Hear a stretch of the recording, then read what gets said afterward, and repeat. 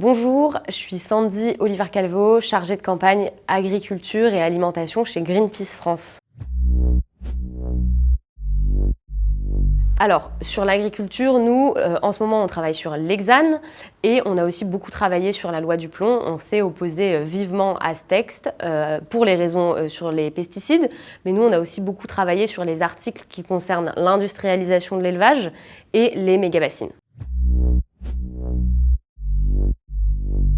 L'hexane, c'est un solvant pétrochimique qui est massivement utilisé dans l'industrie agroalimentaire et qui permet d'extraire l'huile de la graine, des graines oléoprotéagineuses, donc des graines de colza, de soja et de tournesol. Et donc, par le biais de l'utilisation de l'hexane, on se retrouve avec deux coproduits qui vont être des huiles et des tourteaux qui participent à la contamination et au fait qu'on retrouve des résidus d'hexane dans tout un tas d'aliments, qui sont à la fois les huiles alimentaires, comme les huiles Le Sieur par exemple, et aussi les produits d'origine animale. Donc nous, on a retrouvé de l'hexane dans du lait, notamment du lait infantile, du beurre, mais aussi du poulet. Et donc ça, c'est le type d'aliments dans lesquels on peut retrouver des résidus d'hexane. Ce qui est intéressant de comprendre, c'est que l'hexane, c'est absolument pas nécessaire. On peut tout à fait produire des huiles sans utiliser d'extraction chimique.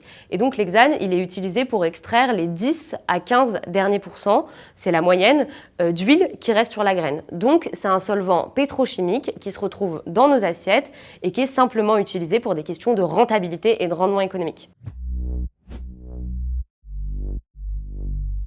Ceux qui profitent de l'hexane, ce sont les acteurs de l'industrie agroalimentaire. Et en France, le premier utilisateur d'hexane dans l'industrie agroalimentaire, c'est le groupe Avril, dont le président du conseil d'administration est Arnaud Rousseau, qui est aussi à la tête de la FNSEA.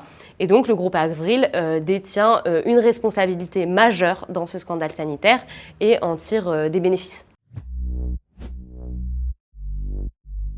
L'exécutif se fiche complètement et par ailleurs a aussi une attitude dévastatrice vis-à-vis de l'environnement. On l'a vu, malgré les 2 millions de signataires sur la loi du plomb, le gouvernement et le président ont décidé de promulguer et de marquer dans le marbre ce texte qui est hyper dangereux pour notre santé et pour l'industrialisation de l'agriculture. Et par ailleurs, il a balayé d'un revers ces 2 millions de signataires parce qu'on va seulement 6 mois après parler de la loi du plomb.